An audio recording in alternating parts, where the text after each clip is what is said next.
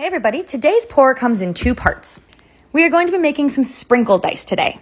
And the tricky thing with sprinkle dice is that when you jam them all into the molds, their little ends will be touching the outside of the mold.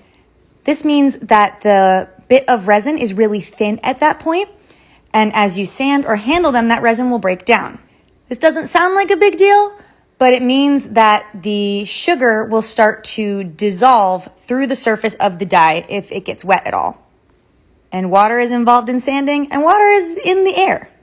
So that leads to your dice being sticky and the sprinkles starting to look kind of icky. So what I'm doing here is I'm filling my blanks. They're a little bit smaller than my regular dice, and here you can see that they don't have any numbers on them. So these had already been in the pot for a day, and they were only halfway through their journey. After I pulled them all out of the blank molds, you get a little family that looks like this. Now you may have noticed that these are matte. They are not shiny. You couldn't really see the sprinkles. This is when step 2 comes in. I have my regular molds now from my regular size masters. I have a little bit of resin in the bottom, and what I'm doing is I'm coating these blanks in a little bit more resin, and then I'm putting them in the molds.